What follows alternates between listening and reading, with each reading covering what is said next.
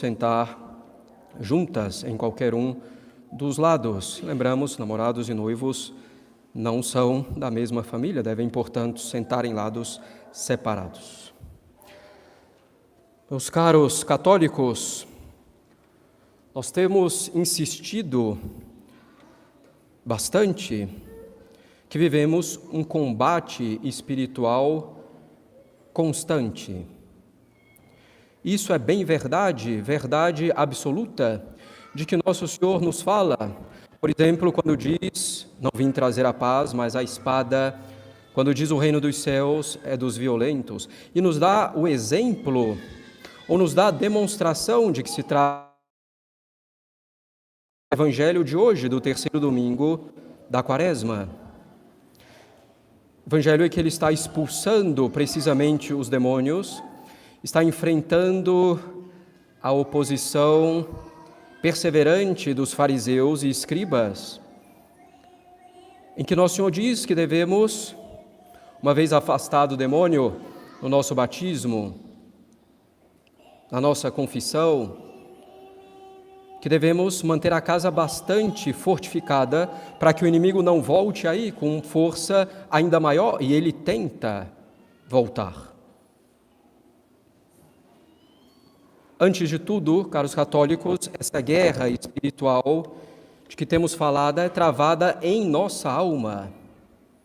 Ela não é travada, em primeiro lugar, na igreja como um todo, nem na sociedade civil, na política, ela é travada na alma de cada um de nós, em primeiro lugar. Aí é o seu campo principal, mais importante, primeiro, a nossa alma, a alma de cada um de nós. E nessa guerra espiritual, como já mencionamos frequentemente nos últimos meses, a vida de oração é a primeira arma e a arma que dá a força para todas as outras armas que possamos usar. Se queremos então ter uma casa forte, fortificada, quer dizer, a nossa alma protegida contra os inimigos dela, o demônio, o mundo, nosso velho homem, nós precisamos, em primeiro lugar, nos esforçar seriamente para ter essa vida de oração. Nós precisamos ter vida de oração, meus caros, precisamos ter espírito de oração. Se infelizmente nós, os membros da igreja, do mais simples até a alta hierarquia, nos encontramos assim, de maneira geral, em franca decadência. Se a sociedade se encontra assim, em primeiro lugar, é porque o espírito de oração decaiu, a vida de oração decaiu. Precisamos ter vida de oração, ter espírito de oração, fazendo as nossas orações básicas, nos esforçando por nos manter na presença de Deus ao longo do dia, procurando logo reconhecer as tentações no momento em que ocorrem, combatendo-as e vencendo-as com a força divina, com o socorro divino, procurando avançar na virtude diante das oportunidades para isso que nos são dadas e são inúmeras ao longo do dia. Com vida de oração, caros católicos, é possível nos santificarmos. Sem ela é impossível. Sem a vida de oração, como poderemos desenvolver em nós as virtudes para nos assemelharmos a nosso Senhor Jesus Cristo? Impossível. Impossível sem a vida de oração, porque vem de Deus o auxílio para vencermos as tentações, para vencermos a nós mesmos, para vencermos os combates, a fim de adquirir a virtude. E esse auxílio que vem de Deus, caros católicos, nós pedimos e alcançamos com a oração e, sobretudo, com a vida de oração. Com nossas orações básicas de cada dia, a oração da manhã, da noite, o terço, a leitura espiritual, a meditação. De fato, Deus, quando quer aproximar mais uma alma de si, leva essa alma a uma melhor vida de oração, a chama a isso. E não se trata, meus caros, de estar sempre acrescentando mais e mais orações, mas de rezar as nossas orações básicas, em primeiro lugar, cada vez mais por Deus, por Ele, e de viver cada vez mais na presença dEle ao longo do nosso dia. Já mencionamos também que o principal objetivo do demônio é que paremos de rezar ou que rezemos mal. O mesmo objetivo tem os outros dois inimigos de nossa alma, o mundo e nós mesmos, nosso velho homem, com as suas feridas do pecado original e as feridas de nossos pecados ao longo da vida e as feridas mesmo da vida, dos acontecimentos dolorosos da vida. Mas, meus caros, se paramos de rezar, devemos ter clareza, tudo estará perdido. Ou se rezarmos mal, quer dizer, voluntariamente rezarmos mal, tudo estará perdido. Hoje, então, nesse terceiro domingo da Quaresma, quero falar particularmente de duas visões romantizadas sobre a oração e que terminam nos levando ao desânimo. Duas visões romantizadas sobre a oração que nos levam a rezar mal de verdade, nos fazem às vezes até abandonar a oração ou algumas orações. A primeira visão romantizada da oração, caros católicos, é exatamente sobre o que é rezar bem. Em geral, cada um de nós pensa que rezar bem, rezar com fruto, rezar de modo a nos santificar, é o seguinte. Cada um de nós pensa que rezar bem é rezar hiperconcentrado, com nenhuma distração, com ideias geniais, profundas, belas, dignas talvez de serem publicadas após a nossa morte. Hiperconcentrado, ideias geniais, profundas, e finalmente que a nossa vontade na oração seja movida ao bem e à virtude de uma só vez, com toda a força naquele exato instante. Ou seja, nós temos essa ideia de que rezar bem é que meus sentidos e minhas paixões estejam na oração totalmente dominados, que minha inteligência alcance profundamente aquela verdade e que minha vontade ame ardentemente em um instante essa verdade, aderindo a ela totalmente, me convertendo totalmente a ela naquele instante. Essa é a visão que nos formamos de rezar bem. Podemos afirmar com certeza, caros católicos, que rezar assim praticamente não existe. E rezar bem não é isso. Rezar bem, podemos dizer, é se esforçar para rezar bem. São Luís Maria Grignion de Montfort diz que em uma única Ave Maria que rezamos é praticamente impossível que não tenhamos uma distração involuntária. Imaginemos então em orações um pouco mais longas, como é cada uma dessas que citamos, a oração da manhã, da noite, o terço, a leitura, a meditação. Nós teremos distrações. O que nos interessa é que essas distrações não sejam voluntárias.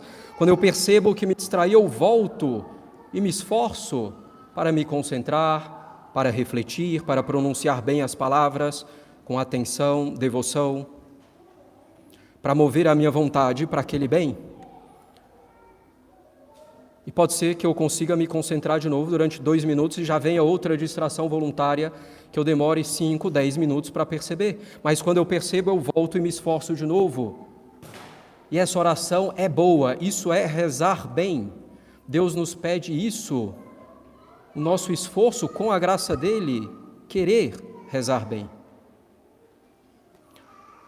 Pode ser também que, em dado momento, quando vamos rezar, nossa disposição física não esteja muito boa, que tenhamos ali naquele momento uma dor de cabeça, por exemplo, dormimos mal, estamos bem cansados,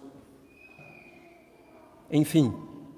Mas ainda assim, o que Deus nos pede é que façamos a nossa parte.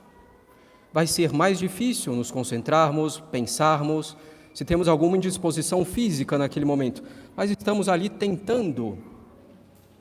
E se falhamos, voltamos a tentar e vamos assim até que podemos também chegar em um dado momento e simplesmente oferecer a Deus aquela nossa fraqueza, aquela miséria, naquele momento, a nossa dificuldade. Meu Deus, é isso que tenho para oferecer.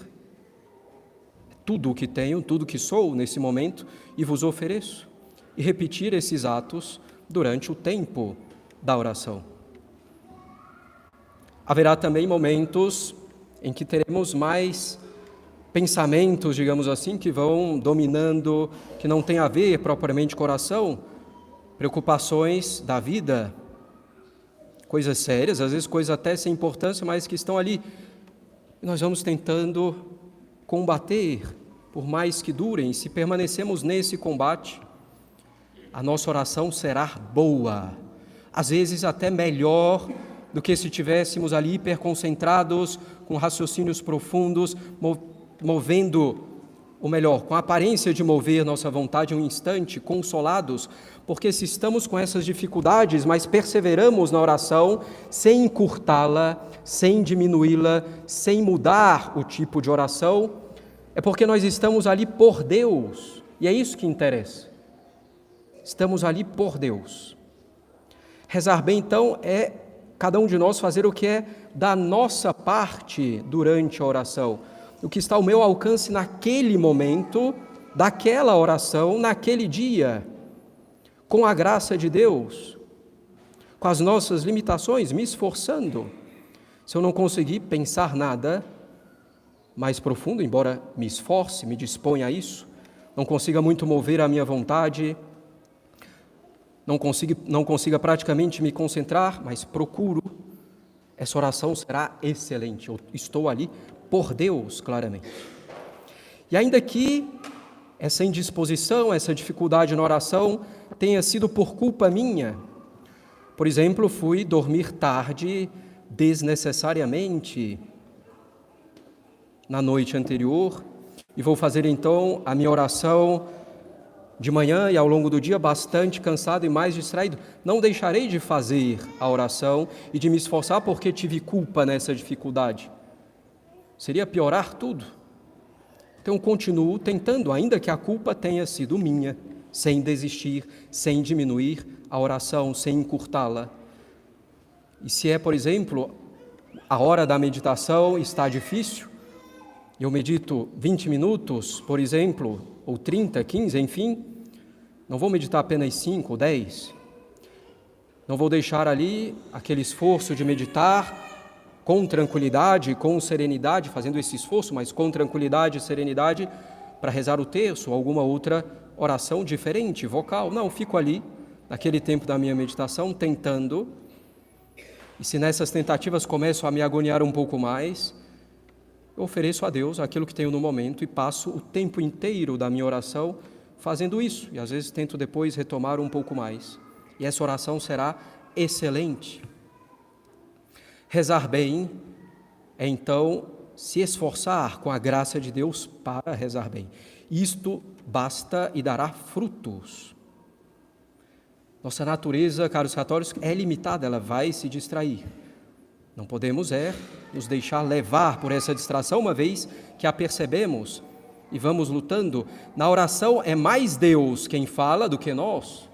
Não devemos ter a pretensão de querer apresentar a Deus nossos raciocínios, nossas grandes ideias. Nos esforçamos, claro, para pensar, é a nossa natureza, mas isso é para nos dispor para que Deus nos fale. É a partir da graça de Deus que procuramos fazer isso, não por nós mesmos. E vamos nos dispondo a nossa vontade, também pouco a pouco, com a graça de Deus. A oração, meus caros, são grãos de areia a cada dia que vão formando um edifício sólido. O resultado não é tão visível nem imediato. Então, a primeira visão romantizada da oração é essa do que é rezar bem. Rezar bem é se esforçar para rezar bem e cada um de nós pode fazer isso, sem dúvida alguma. A segunda visão romantizada da oração, caros católicos, é que a oração, uma vez que eu começo a rezar, logo deveria se tornar uma atividade agradável, consoladora, como se cada vez mais, ao rezar, estivéssemos em um mar de rosas. E pior, temos a impressão de que todo mundo ao nosso redor reza nesse estado de consolação, de agrado, de mar de rosas, menos nós que estamos ali penando, como no Calvário, para fazer as nossas orações cotidianas. E essa é uma visão romantizada, errada. Rezar, meus caros, é na maioria esmagadora das vezes algo árduo, bem árduo. A respeito da oração mental, da meditação em particular, São Pedro de Leomar diz que ela é um calvário, muitas vezes excruciante, dolorosa, no mais das vezes com aridez. E nós devemos nos alegrar com o fato de que a oração, no mais das vezes, é árdua. Porque se vamos ali nos mantendo nesse combate com a graça de Deus, com a força de Deus, pedindo isso a Ele, é porque estamos ali por Ele em primeiro lugar e devemos então nos alegrar. A oração é árdua, caros católicos, porque exige no próprio ato da oração o exercício de todas as virtudes. O próprio ato de rezar exige, por exemplo, a humildade. Eu devo reconhecer o soberano domínio de Deus e reconhecer a minha inteira dependência, é um ato de humildade. É um ato de esperança, eu espero de Deus os bens que estou pedindo para a minha alma. É um ato de caridade, porque pela própria oração já me uno a Deus, de algum modo, eu me inclino a Ele. É um ato de mortificação, porque devo negar a mim mesmo outros interesses para parar e rezar.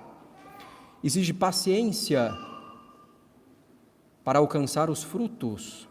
Exige prudência para que eu procure pedir aquilo que realmente é bom para a minha alma. Alguns exemplos de virtudes presentes no próprio ato da oração. Então, é árduo. A oração é árdua, pois para garantir que eu reze, não devo seguir minhas inclinações do momento, meus caprichos, meus gostos, a mim mesmo, meu conforto, adiando a oração, agora eu estou um pouco indisposto, eu vou fazer mais tarde. Não, se estabelecemos uma disciplina básica de oração, devemos procurar realmente segui-la, a não ser que haja um imprevisto sério mesmo para não fazer isso. Independentemente de estarmos bem dispostos ou não naquele momento, com mais distrações, menos, com preocupações maiores, menores, que tendem a nos distrair, façamos naquele momento, negando a nós mesmos e aceitando a condição que Deus quis para nós naquele momento em que vamos rezar, porque se estamos com aquela disposição, Deus quis que estivéssemos. Ainda que a culpa seja nossa, como dissemos anteriormente. Deus quis que tivéssemos com aquelas disposições. Então vamos fazer o que podemos dentro daquilo, com as nossas limitações, apoiados na graça de Deus. Rezar é árduo porque o resultado não vem logo, não é visível, não traz o reconhecimento dos outros, diferente das boas obras exteriores, que, claro, devemos fazer,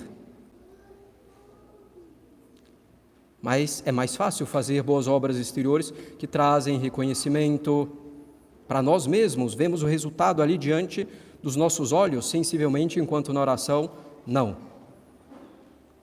É um grão de areia a cada dia, praticamente invisível aos nossos olhos. Devemos nos humilhar e confiar em Deus. Então é árduo porque o resultado não vem logo. É árduo porque, como já mencionamos, exige disciplina básica de vida. Para realmente fazer as orações básicas de um católico, eu preciso de disciplina de vida, negar a mim mesmo. Em particular, ter horário de dormir, de acordar, para que a minha vida tenha uma certa regularidade, que eu saiba o momento de rezar sem deixar para depois. Exige uma grande mortificação, uma grande negação de nós mesmos. A oração é árdua porque o nosso velho homem reluta. Cada um de nós tem a experiência frequente de que muitas vezes, quando paramos para rezar, surgem na nossa cabeça, no nosso pensamento, inúmeras coisas que temos que resolver, que temos que fazer, responder alguém, lavar a louça, fazer tal coisa, etc. E tudo isso vem com uma impressão de urgência imensa, me levando a parar a oração, ou nem começá-la, para fazer todas essas outras coisas sobre as quais eu nem sequer estava pensando naquele momento. E que certamente poderiam esperar uma meia hora,